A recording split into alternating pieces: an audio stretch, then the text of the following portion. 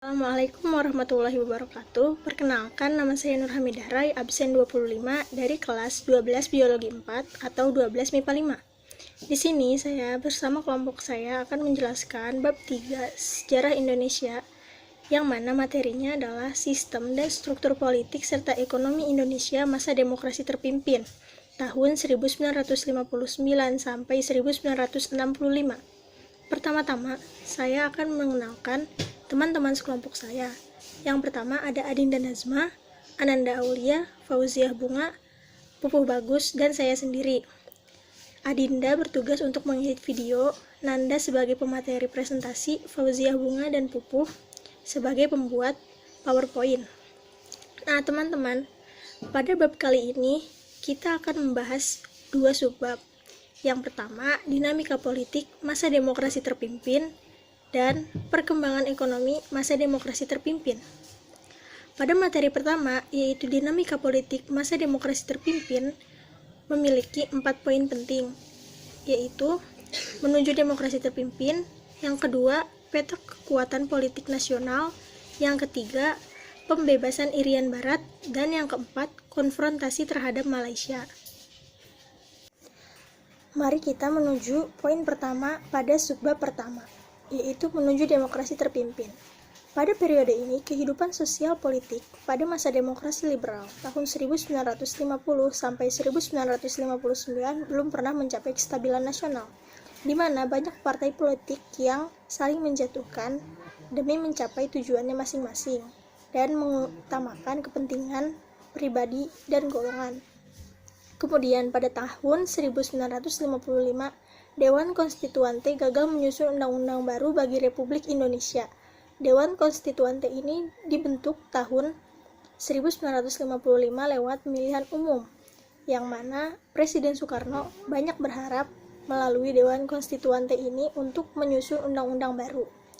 Kemudian, karena gagalnya mereka dalam menyusun undang-undang baru, Presiden Soekarno memiliki ide untuk menjadikan kabinet berkaki 4, yaitu dengan 4 partai politik yang menang dalam pemilu pada tahun itu. Kemudian pada tahun 1957, tanggal 21 Februari, Soekarno menghendaki konsepsi yang sebelumnya ia pikirkan itu, kemudian dibentuknya kabinet berkaki dengan 4 anggota, yaitu PRUI, Masyumi, RUU, dan PKI.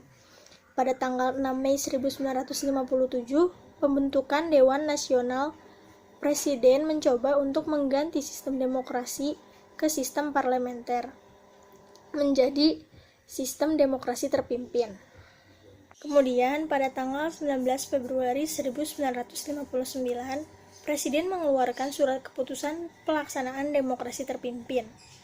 Dan pada tanggal 2 Maret 1959, keputusan disampaikan di hadapan DPR. Tanggal 3 Juni 1959, Dewan Konstituante mengadakan reses yang pada akhirnya untuk selamanya. Situasi politik semakin genting, yang mana hal ini disebabkan beberapa fraksi dalam Dewan Konstituante tidak akan menghadiri sidang kecuali untuk pembubaran Dewan Konstituante. Kondisi ini membuat konflik antar partai politik semakin memanas. Akibatnya, masyarakat ikut berperan di dalamnya, ditambah dengan munculnya beberapa pemberontakan di daerah yang mengancam kesatuan negara Republik Indonesia. Presiden Soekarno memerlukan waktu beberapa lama untuk menghasilkan langkah yang menentukan masa depan bangsa dan menyelesaikan permasalahan yang ada.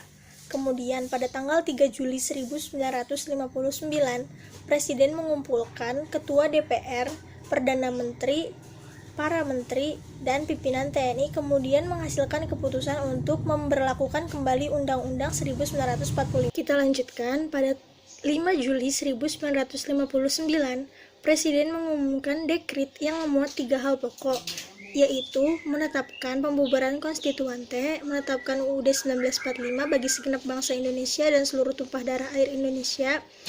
Yang ketiga, pembentukan MPRS yang terdiri dari anggota DPR ditambah dengan utusan-utusan dan golongan serta pembentukan Dewan Pertimbangan Agung Sementara atau DPAS. Tanggal 10 Juli 1959, Presiden mengumumkan pembentukan kabinet baru yaitu Kabinet Kerja.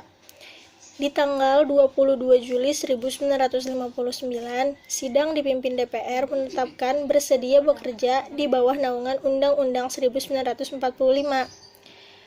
Berlanjut, tanggal 15 Agustus 1959, anggota DPA dilantik dengan komposisi berjumlah 45 orang, yang mana 12 orang anggota politik, 8 orang utusan daerah, 24 orang wakil golongan karya atau fungsional, dan 1 orang wakil ketua.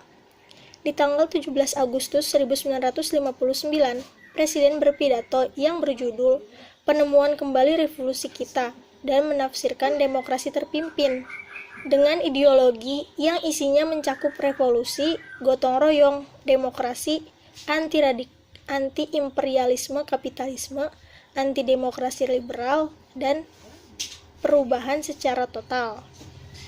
Pada November 1959, DPA mengusulkan kepada pemerintah agar amanat Presiden pada tanggal 17 Agustus sebelumnya menjadi garis besar haluan negara.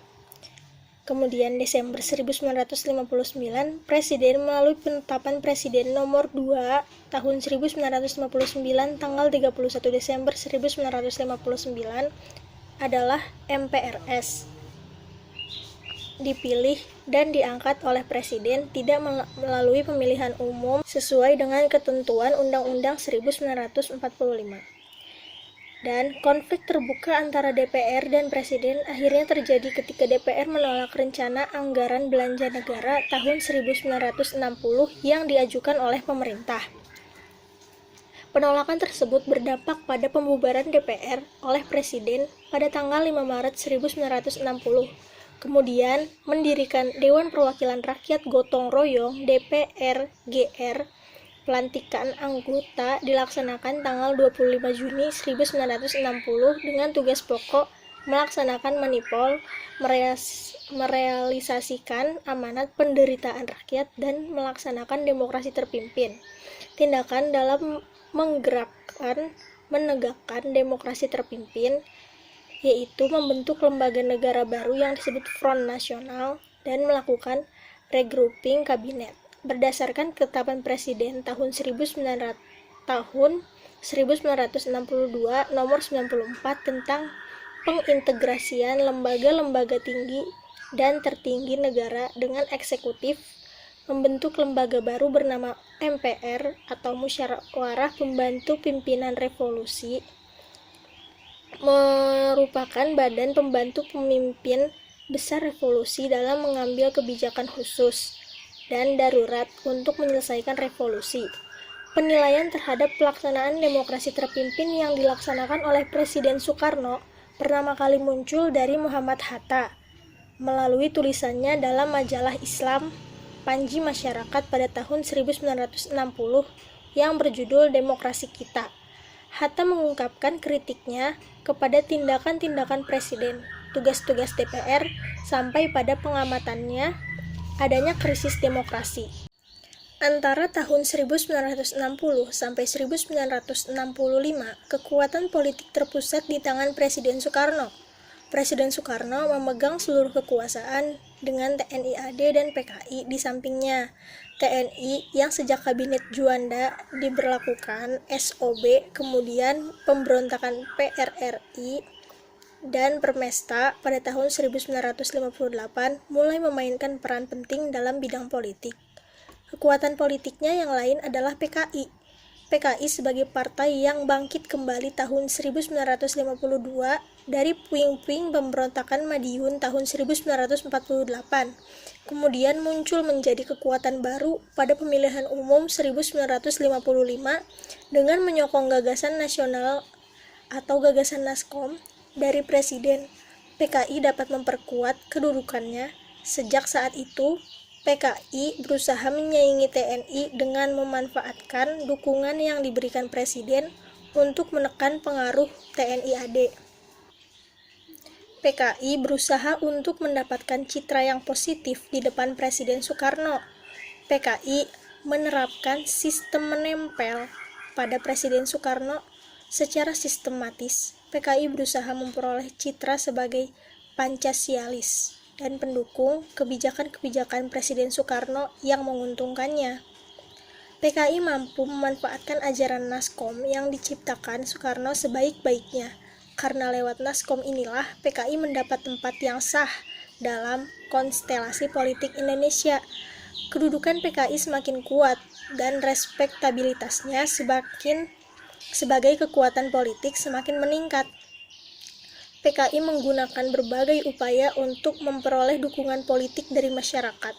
Berbagai slogan disampaikan oleh pemimpin PKI. Kemudian, meninggalkan kegiatan dengan berbagai isu yang memberi citra kepada PKI sebagai partai paling manipolis dan pendukung presiden yang paling setia. Ketika presiden gagal membentuk kabinet gotong royong, Naskom pada tahun 1960 karena mendapat tantangan dari kalangan Islam dan TNI AD, PKI mendapat kompensasi tersendiri dengan memperoleh kedudukan dalam MPRS, DPRGR, DPA, dan pengurus besar Front Nasional dengan dalam Musyawarah Pembantu Pemimpin Revolusi MPPR. Kondisi ini mendorong pimpinan TNI AD berusaha untuk mengimbangi PKI dengan mengajukan calon-calon yang lain menjadi pengontrol terhadap PKI dalam komposisinya. Upaya ini tidak mencapai hasil yang optimal karena Presiden Soekarno tetap memberikan posisi kepada anggota PKI. TNI kembali mengambil tindakan berdasarkan undang-undang dengan melarang terbitnya Harian Rakyat dan mengeluarkan pemerintah untuk menangkap Aidit dan yang lainnya. Ketika mensinyalir adanya upaya PKI untuk melakukan pengacauan di daerah Jawa Tengah, Sumatera Selatan, Kalimantan Selatan, dan Sulawesi Selatan. Namun, PKI berhasil lolos. Kegiatan PKI di daerah juga dibekukan. Namun, tindakan TNI AD ini tidak disetujui oleh Presiden dan memerintahkan segala keputusan dicabut kembali. Presiden melarang Perpeda mengambil tindakan politis terhadap PKI. Akhir tahun 1964, PKI disudutkan dengan berita ditemukannya dokumen rahasia milik PKI tentang resum program kegiatan PKI dewasa ini. Disebut dalam dokumen, PKI akan melancarkan perebutan kekuasaan. Hal ini dibantah oleh pemimpin PKI, Aidit, dengan mengatakan bahwa itu adalah dokumen palsu. Peristiwa ini menjadi isu besar pada tahun itu. Hal ini kemudian diselesaikan oleh Presiden dengan mengumpulkan para pemimpin partai dan membuat keputusan untuk menyelesaikan permasalahan di antara unsur-unsur bangsa dengan cara musyawarah karena sedang menjalani proyek Nekolim. Kesepakatan ini dikenal dengan Deklarasi Bogor. PKI melakukan sikap ofensif dengan melakukan serangan politik terhadap Partai Murba dengan melakukan tuduhan telah memecah belah persatuan Naskom dan akan melakukan kudeta serta akan membunuh ajaran dan pribadi Presiden. Hal ini membawa hasil dengan ditangkapnya tokoh Murba, Sukarni, dan Partai Murba dibukukan oleh Presiden. PKI berusaha untuk memperoleh kedudukan dalam kabinet. Berbagai cara dilakukan mulai aksi coret-coret, pidato, dan petisi yang menyerukan pembentukan kabinet Nasakom. Juga menuntut penggantian pembantu presiden yang tidak mampu merealisasikan program pemerintah dan mendesak untuk segera membentuk kabinet gotong royong yang berporoskan Nasakom. PKI juga melakukan berbagai cara untuk memanfaatkan pembinaan teritorial yang sudah dilakukan oleh TNI AD, seperti peristiwa Bandar Besti di Sumatera Utara, peristiwa Jengkol. Upaya ini juga dilakukan melalui radio, pers, dan poster yang menggambarkan setan desa harus dibunuh dan dibasmi. Hal ini bertujuan agar PKI menguasai desa dan mengepung kota. Pembebasan Irian Barat, salah satu isu politik luar negeri yang terus menjadi pekerjaan rumah Kabinet RI adalah masalah Irian Barat. Wilayah ini telah menjadi bagian dari RI yang diproklamasikan sejak 17 Agustus 1945. Upaya yang dilakukan sesuai dengan piagam penyerahan kedaulatan adalah melalui konferensi UNI yang dilakukan secara bergilir di Jakarta dan di Belanda, namun mengalami kegagalan dan pemerintah mengajukan permasalahan ini ke sidang Majelis Umum PBB. Upaya-upaya diplomasi yang dilakukan forum PBB terus mengalami kegagalan, sehingga Indonesia kemudian mengambil jalan diplomasi aktif dan efektif yang puncaknya dilakukannya Konferensi Asia Afrika yang ternyata cukup efektif dalam menggalang kekuatan dalam menyokong perjuangan diplomasi Indonesia di tingkat internasional yang memaksa Belanda memakan sikapnya dan mau berunding bilateral untuk menyelesaikan masalah Irian. Jalan damai yang telah ditempuh selama 1 dasawarsa tidak berhasil mengembalikan Irian Barat.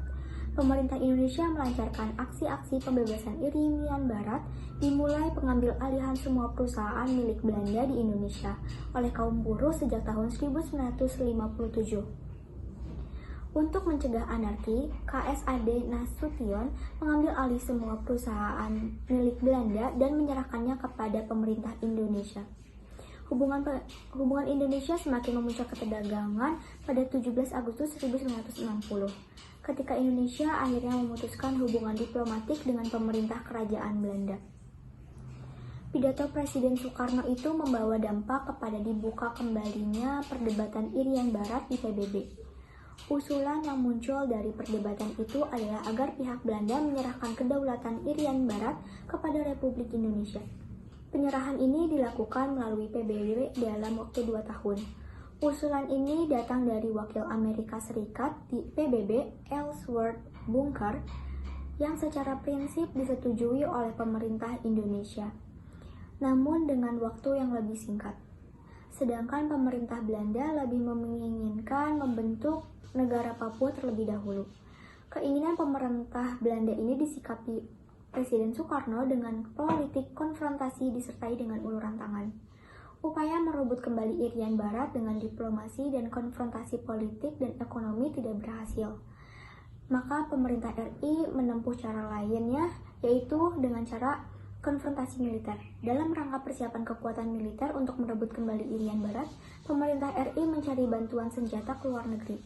Pada awalnya, usaha ini dilakukan kepada negara-negara blok barat, khususnya Amerika Serikat, namun tidak membawa hasil yang memuaskan. Kemudian upaya ini dialihkan ke negara blok timur atau komunis, terutama ke Uni Soviet. Belanda akhirnya menyadari bahwa Irian Barat tidak diserahkan ke Indonesia secara damai, maka Indonesia akan menempuh dengan kekuatan militer. Melihat perkembangan persiapan militer Indonesia, Belanda mengajukan nota protes kepada PBB bahwa Indonesia akan melakukan agresi. Belanda kemudian memperkuat kedudukannya di Irian Barat dengan mendatangkan bantuan dengan mengerahkan kapal perangnya ke perairan Irian. Di antaranya adalah kapal induk Karel Durman. Pada tanggal 19 Desember 1961, di depan rapat raksasa di Yogyakarta, Presiden mengeluarkan suatu komando untuk berkonfrontasi secara militer dengan Belanda yang disebut dengan Trikomando Rakyat atau disingkat dengan Trikora. Isi dari Trikora ini adalah yang pertama, gagalkan pembentukan negara boneka Papua Belanda. Yang kedua, kibarkan sang merah putih di Irian Barat. Dan yang ketiga, bersiaplah untuk mobilisasi umum guna mempertahankan kemerdekaan dan kesatuan tanah air dan bangsa. Dideklarasikannya Trikora, mulailah konfrontasi total terhadap Belanda di Papua.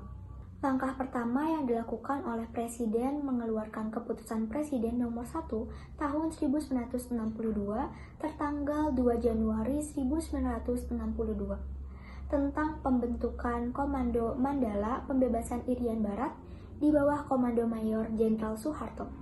Sebelum Komando Mandala menjalankan fungsinya, unsur militer Indonesia dari Kesatuan Motor Torpedo Boat telah melakukan penyusupan ke Irian Barat. Upaya ini diketahui oleh Belanda sehingga terjadi pertempuran yang tidak seimbang di Laut Aru antara kapal-kapal bot Indonesia dengan kapal-kapal Belanda. Naas, kapal MTB Macan Tutul berhasil ditembak Belanda sehingga kapal terbakar dan tenggelam. Peristiwa ini memakan korban Komandor Yosudarso, Deputi KSAL, dan Kapten Wiratno yang gugur bersamaan dengan tenggelamnya MTB Macan Tutul. Pemerintah Belanda menganggap enteng kekuatan militer di bawah Komando Mandala. Belanda menganggap bahwa pasukan Indonesia tidak akan mampu melakukan infiltrasi ke wilayah Irian. Ketika operasi infiltrasi Indonesia berhasil merebut dan menduduki kota Teminabuan, Belanda terpaksa bersedia kembali untuk duduk berunding guna menyelesaikan sengketa Irian. Tindakan Indonesia membuat para pendukung Belanda di PBB menyadari bahwa tuntutan pimpinan Indonesia bukanlah suatu yang main-main. Pemerintah Amerika Serikat juga menekan pemerintah Belanda untuk kembali berunding agar pemerintah Serikat dan Uni Soviet tidak terseret dalam suatu konfrontasi langsung di Pasifik Barat Daya. Akhirnya pada tanggal 15 Agustus 1962 ditandatangani perjanjian antara pemerintah Indonesia dengan pemerintah Belanda di New York. Hal ini dikenal sebagai Perjanjian New York. Sebagai tindak lanjut dari Perjanjian New York, pemerintah Indonesia melaksanakan tugas untuk melaksanakan Act Free Choice atau penentuan pendapat rakyat yang disingkat dengan PPR. Pemerintah Indonesia menjalankan dalam 3 tahap. 3 tahapan ini sukses dijalankan oleh pemerintah Indonesia dan hasil dari PPR kemudian dibawa oleh Duta Besar Ortiz ke New York untuk dilaporkan ke Sidang Umum Dewan Keamanan PBB.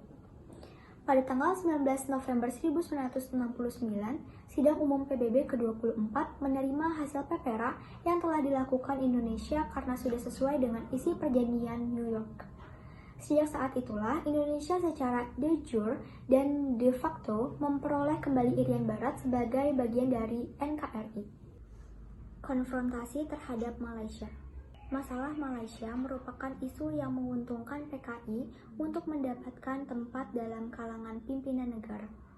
Masalah ini berawal dari munculnya keinginan Tengku Abdul Rahman dari Persekutuan Tanah Melayu dan Lee Kuan Yew dari Republik Singapura untuk menyatukan kedua negara tersebut menjadi Federasi Malaysia.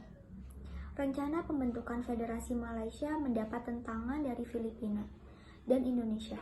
Filipina menentang karena memiliki keinginan atas wilayah Sabah di Kalimantan Utara.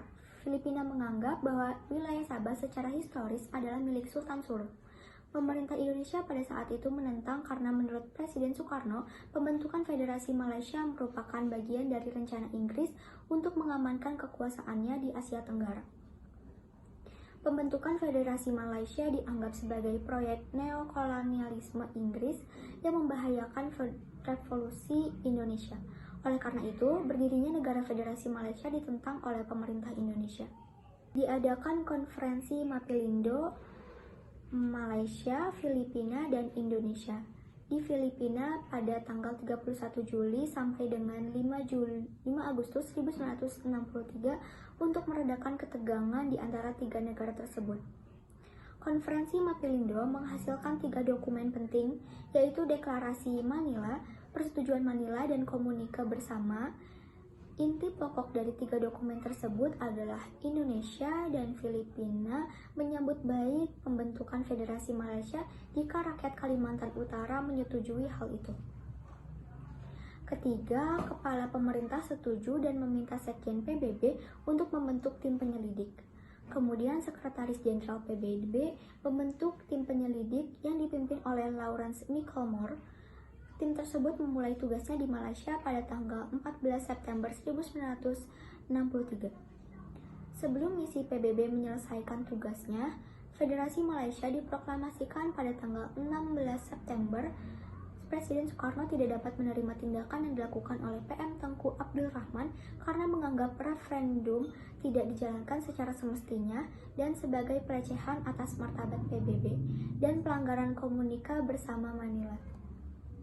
Hal itu merupakan suatu perwujudan dari Act of Bad Hate dari Tengku Abdul Rahman. Aksi-aksi demonstrasi menentang terjadi di Jakarta yang dibalas pula dengan aksi-aksi demonstrasi besar terhadap kedutaan RI di Kuala Lumpur. Pada tanggal 17 September 1963, hubungan diplomatik Indonesia-Malaysia diputuskan. Pemerintah RI pada tanggal 21 September memutuskan pula hubungan ekonomi dengan Malaysia, Singapura, Sarawak, dan Sabah. Pada akhir tahun 1963, pemerintah RI menyatakan dukungannya terhadap perjuangan rakyat Kalimantan Utara dalam melawan neokolonialisme Inggris. Pemerintah Amerika Serikat, Jepang, dan Thailand berusaha melakukan mediasi menyelesaikan masalah ini. Namun, masalah pokok yang menyebabkan sengketa dan memburuknya hubungan ketiga negara tersebut tetap tidak terpecahkan, karena PM Federasi Malaysia, Tengku Abdul Rahman, tidak menghadiri forum pertemuan tiga negara. Upaya lainnya adalah melakukan pertemuan Menteri-Menteri Luar Negeri Indonesia, Malaysia, dan Filipina di Bangkok.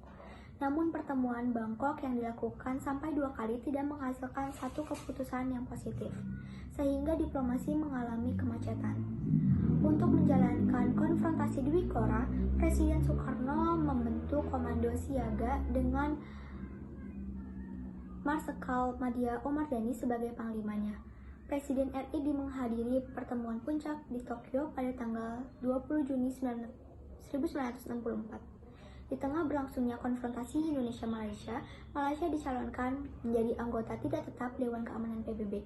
Hal ini mendorong pemerintah Indonesia mengambil sikap penolak pencalonan Malaysia sebagai anggota tidak tetap Dewan Keamanan PBB.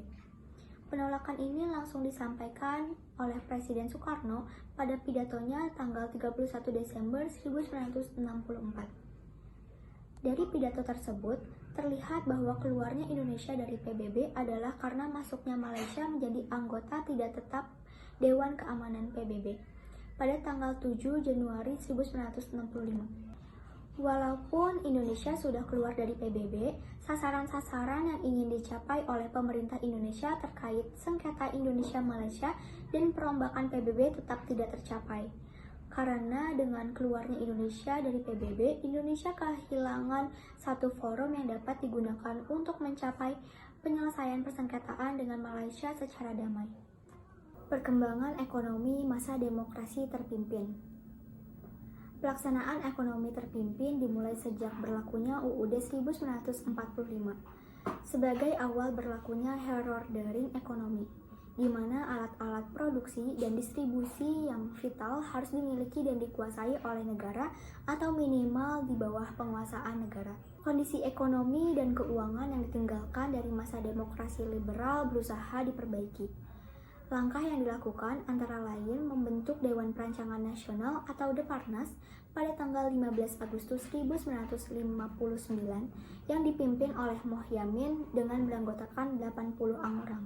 Tugas Dewan ini melakukan sendering mata uang kertas yang nilai nominalnya Rp500 dan Rp1.000, masing-masing nilainya diturunkan menjadi 10% saja dan menyusun overall planning yang meliputi bidang ekonomi, kultural, dan mental. Tanggal 17 Agustus 1959, Presiden memberi pedoman kerja bagi Deparnas yang tugas utamanya memberikan isi kepada proklamasi melalui Grand Strategi atau perencanaan overall dan hubungan pembangunan dengan demokrasi terpimpin dan ekonomi terpimpin. Deparnas menyusun program kerjanya berupa pola pembangunan nasional yang disebut dengan pola pembangunan semesta berencana dengan pertimbangan faktor pembiayaan dan waktu pelaksanaan pembangunan. Perencanaan meliputi segala segi pembangunan jasmaniah, rohaniah, teknik, mental, etnis, dan spiritual berdasarkan norma-norma dan nilai-nilai yang tersimpul dalam alam adil dan makmur. Pola proyek pembangunan nasional semesta berencana atau biasa yang disebut PNAS-BD dibuat untuk tahun 1961 sampai dengan 1969. PNAS-BD ini disetujui oleh MPRS melalui TAP MPRS nomor 1/MPRS/1960 tanggal 26 Juli 1960 dan diresmikan oleh Presiden Soekarno pada tanggal 1 Januari 1961. Tahun 1963, Deparnas diganti dengan Badan Perancangan Pembangunan Nasional atau Bappenas yang dipimpin langsung oleh Presiden Soekarno sendiri, dengan tugas menyusun perancangan pembangunan jangka panjang dan jangka pendek, baik nasional maupun daerah, serta mengawasi laporan pelaksanaan pembangunan, menyiapkan dan menilai mandataris untuk MPRS. Kebijakan sandaring yang dilakukan pemerintah berdasarkan peraturan pemerintah mengganti Undang-Undang Nomor 2/1959 berlaku tanggal 25 Agustus 1959 pukul 6 pagi. Bertujuan mengurangi banyaknya uang yang beredar untuk kepentingan perbaikan keuangan dan perekonomian negara. Untuk mencapai tujuan itu, uang kertas pecahan Rp500 dan Rp1.000 yang ada di dalam peredaran pada saat berlakunya peraturan itu diturunkan nilainya menjadi Rp50 dan Rp100.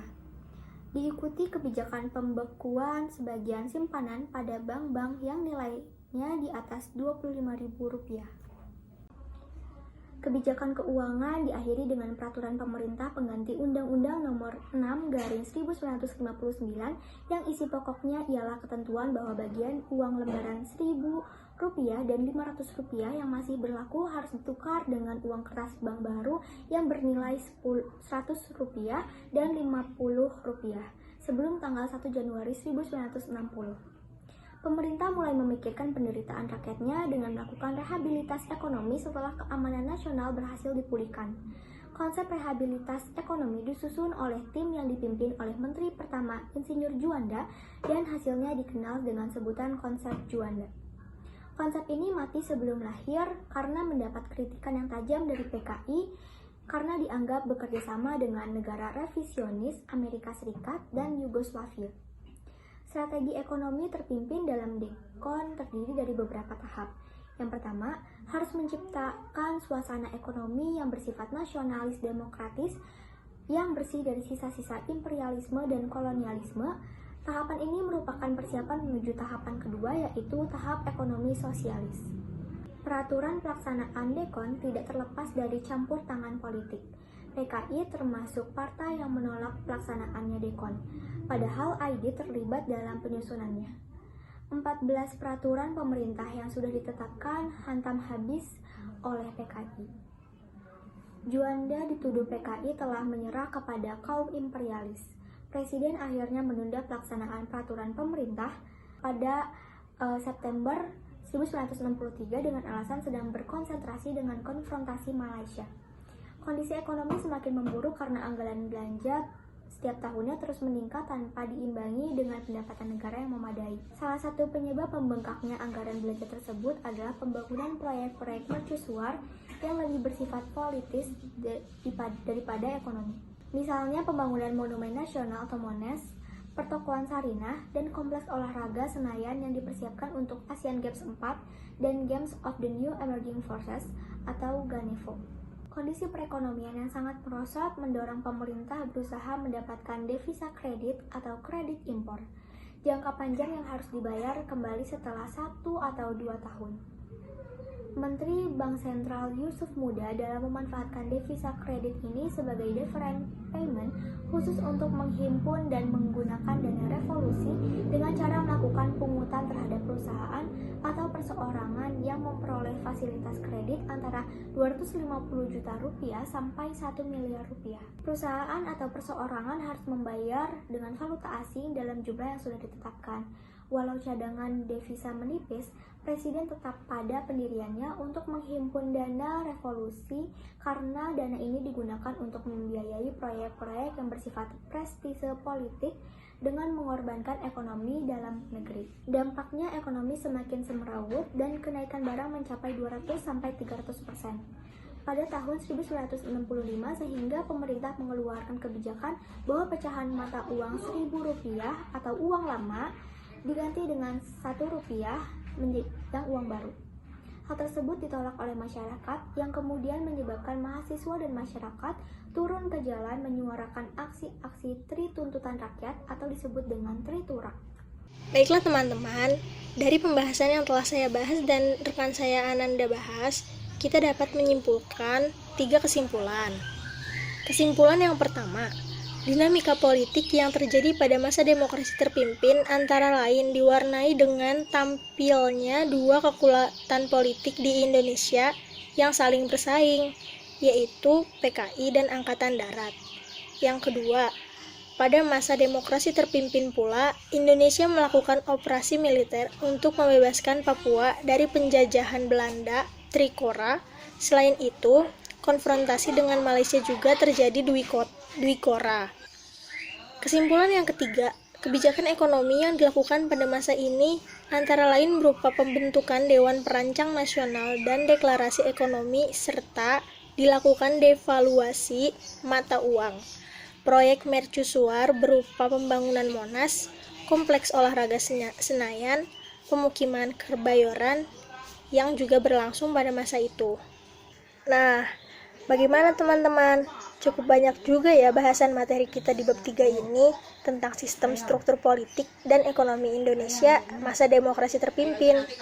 Semoga pembahasan yang saya dan kelompok saya berikan pada video kali ini dapat membantu teman-teman semua untuk memahami materi yang ada di bab 3, khususnya mata pelajaran sejarah Indonesia ya. Saya mewakili rekan-rekan kelompok saya, mohon maaf dengan segala kesalahan yang telah kami buat, terutama yang ada di dalam video ini. Terakhir saya ucapkan terima kasih atas ketersediaan teman-teman untuk menonton video ini. Dan cukup sekian dari kelompok kami. Wassalamualaikum warahmatullahi wabarakatuh.